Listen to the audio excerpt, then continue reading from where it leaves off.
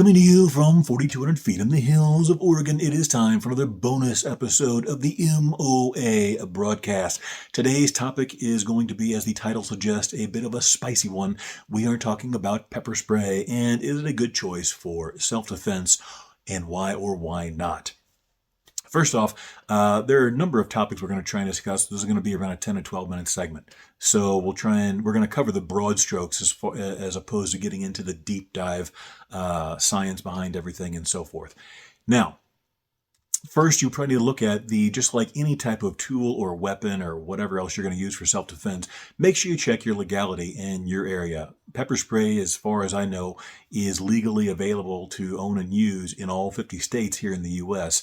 There are, however, some restrictions on size and a few different locations where it's regulated a little more heavily, and particularly in states like California, New York, and I think Massachusetts is a little bit more picky as well. I think one of the things in California is you can only have a 2.5 ounce size can of the pepper spray with you. So again, just like a firearm or anything else you might use for self-defense or anything else, make sure you check on legality at where you're going to be and if you're traveling and so forth.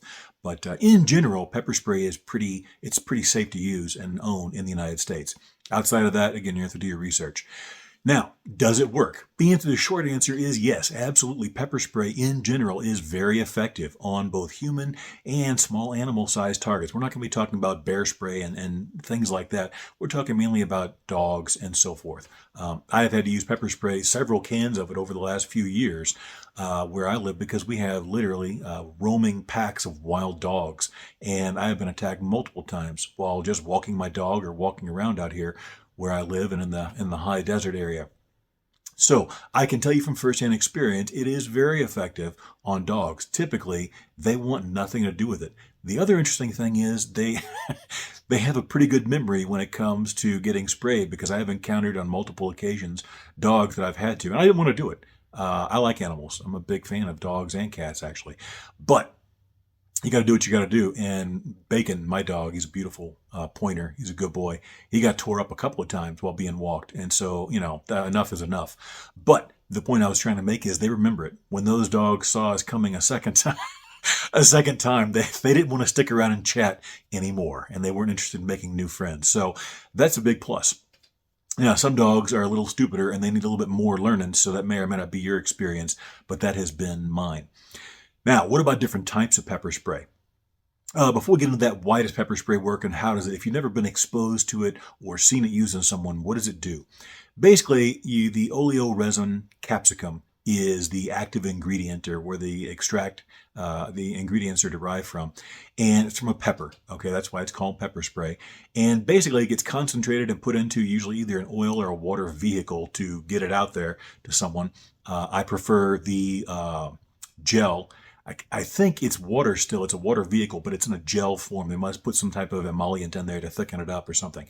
But regardless, that gets on someone's face or eyes. And if you're going to use it, you want to get it in the mucous membranes of the eyes, nose, and mouth. Because what happens is it binds to that, and it also binds to the pain receptors in those areas. And it immediately starts to cause discomfort, swelling. You want to clench your eyes and close them, and it's involuntary. Okay, so you feel almost immediately, in most cases, if you get painted across the eyes really good, you feel almost immediately that you've gone blind. You haven't. Your eyes are just fine. You're going to recover just fine. But that blindness typically lasts for about 12 to 15, maybe 20 minutes, depending on how good you got shot across the eyes with it and your own individual, metabolism and experience and so forth, and the type of pepper spray. But it just causes basically extreme irritation. It causes difficulty in breathing. Everyone's going to start coughing, especially if you get it around, again, the face and nose area. Even if you get it across someone's chest, when it starts wafting up into the nose area, you're going to have difficulty breathing.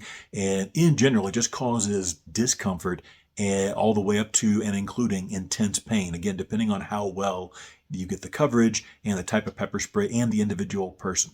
Now, for some reason, some people seem to be very, very unaffected by pepper spray a lot of times.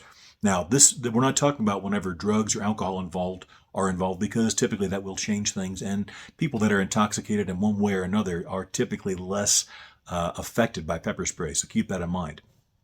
But by and large, the average person is affected pretty strongly by the pepper spray. And it doesn't really matter how tough you are. You can fight through the pepper spray, especially if your eyes are still working. You can fight through it depending how tough you are, I guess. But if it gets you right across the eyes and or in the nose and or mouth, it's an involuntary thing, guys. You can't just tough it out. Once it gets fully in your eyes, you're not going to be able to see. You can't tough through that.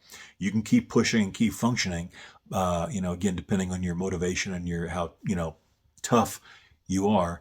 But just keep in mind that there's no shame in crime, because it's going to be a waterworks probably all the way around. And it's very common when you use pepper spray to get some backsplash, or if the wind will blow it in your face and get it back, get back into your own eyes and stuff. So be prepared to experience the effects of pepper spray anytime you deploy it. Even when you're outside and it's a non-windy day, you are going to smell it and probably at least do a little bit of coughing in most cases.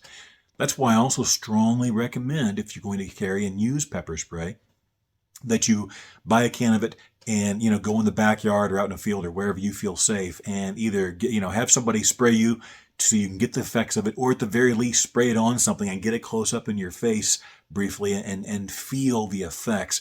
That way you know what is going to happen when you deploy it. Because the good news is, once you've experienced it a time or two, it does not affect you nearly as badly. Now, you will still have the blindness and the coughing and everything else if you get a really good direct shot in the face. But what gets people in trouble a lot of times is when they experience that difficulty breathing and the coughing and the eyes are watering and their eyes are involuntarily, closing and swelling and stuff. They experience fear and then panic. And those are two very, very bad things to have happen to you or to experience while you're in a self-defense type situation. You don't want to have that go through your head. So if all right, get ready to use this, and if I get a little, I'm going to, have to squint my eyes or I may have trouble seeing, make sure you position yourself in a way that you can either maximize, or minimize the effects of that, and or be able to work through it if you're going to deploy pepper spray. So again, that's why I strongly recommend getting at least exposed to it if you're going to carry it. And that's a common thing in a lot of law enforcement and stuff. They will have them in military. Sometimes they'll have them get exposed and get sprayed so that they know what to expect. It's just like getting punched in the face, guys. The first time it happens to you, before you had it happen, you may be afraid of it. Oh, I don't want to get punched. It feels so bad. It's going to be the worst thing in the world. And then somebody punches you in the face, or maybe a couple of times, and you're like afterwards, that wasn't so bad. And then you're ready for it the next time, and you can fight through it. So I would strongly recommend that. The other thing, one of the other things you want to be mindful of is the wind. And this boils down to situational awareness.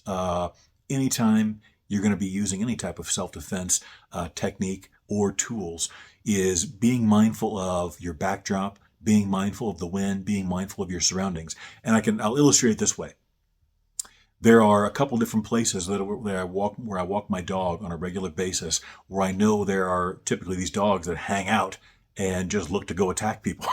And I mean, there's not much you can do. You're sometimes going to encounter it. So when I get around those areas, or if I see a stray dog or a couple of stray dogs approaching, I'll automatically start thinking, okay, if I wind up having to jump back, if I'm on the side of the road, am I going to be jumping into traffic? We don't want to do that. Am I going to be able to pull my dog away? Is he going to be flying into traffic where we might get hit by a car? You don't want to have that. Which way is the wind blowing? And if I've got a headwind, meaning it's coming at me, then I'm not going to want to spray those dogs if they do something into a headwind, because I'm going to be wearing most of that pepper spray or get it on me and my dog.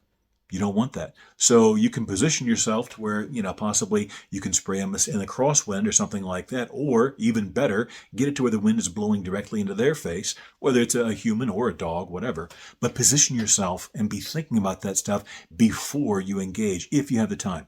Sometimes you can't always, plan ahead. Sometimes things happen very quickly and very spontaneously. And that's the other thing to be prepared for, is in a self-defense situation, human or animal, it frequently happens very quickly. If you've never experienced violence like that, again, whether it's human or animal, if it's from someone who knows what they're doing, it happens very quickly. And if you're not thinking about it and or prepared, you will be caught off guard and you will be at a disadvantage. So keep that in mind. Again, that boils down to your situational awareness, and you want to be thinking about, if this happens, what am I going to do? If that happens, how am I going to counter that? That's just as important as having the right tool. You could have one of those big crowd control, like MK9 style, or whatever they call them now, the big fogger pepper sprays, and if you're not prepared and know how to use it, all that extra firepower is not going to help you. And that brings us to another point. There are different types of pepper spray. I think I mentioned earlier in the video, I may not have. I prefer the gel. So they typically have gel or liquid. And obviously both are liquids, but the liquid type typically refers to more of like a water type consistency, whereas the gel is obviously, thicker. It's going to hang better on the face and mucous membranes and so forth and be more difficult to get rid of and wipe off. The other thing I like about the gel is you typically get much better range. It's a much tighter stream than the liquid-based or the water-type consistency. So you won't be able to fog as many people. Like if you have multiple targets, for whatever reason that might be. I've had multiple dogs attacking. One time I was attacked by 3 dogs at once, or 3 or may have been 4, but regardless, it was multiple. And I happened to have a fogger type with me that day, and that was very effective. But you're going to typically get less range out of the liquid ones because it starts to disperse much more quickly and at a shorter range. Okay, the gel is going to hold it together better and give you anywhere from 10, 12, maybe 15 or 20 feet if you really know what you're doing, which again is why you want to get out there and make sure you practice this in your backyard or in a field someplace in a controlled setting. Now, one final point that I want to make, and this is if you've ever used the pepper spray and carried it, a lot of people are going to carry it and never have to deploy it, and that's great. But if you do, what can happen is you want to do maintenance on this at least once a week, at the bare minimum once a month. You're going to want to clean out that valve if you've had to use the pepper spray, because what can happen is it can kind of accumulate in there and clog it up, and when you go to hit the button, it'll hesitate for a second, and that very first second may be your most important shot where you have the best, on target or target acquisition possible. And if it's sitting there sputtering, now you may only paint them across the chest or the neck or the body if it's an animal or whatever else. So all you got to do is take, take a little, like an old toothbrush and some water and just scrub that opening real quick, and then give it a quick test shot, just a split second, just to make sure it's nice and clean, and then wipe it out again. One final thing, and this could possibly be the most important of all. If you use pepper spray, especially, this is more on humans than on dogs in my experience. On dogs, typically because of, I guess, how powerful their noses are, obviously, the instant that pepper spray gets deployed, they want to get out of there, and they don't want anything further to do with you, usually. There are some that are going to be just a little more stubborn and or stupid, but typically they get a whiff of that, they want to get out of there. With humans, though, it is not uncommon at all. In fact, it is frequently common that it's going to take anywhere from 10 to 15 seconds for that pepper spray to really get in there and start doing what it's doing. So don't think this is like Dirty Harry and you're going to paint somebody across the eyes and nose and they're going to drop in a heap. That can happen, but much, much more common is that it's going to take a few seconds. So have that as part of your plan if you have to deploy pepper spray, to give yourself 10 to 15 seconds to retreat, create distance, run, do whatever you want.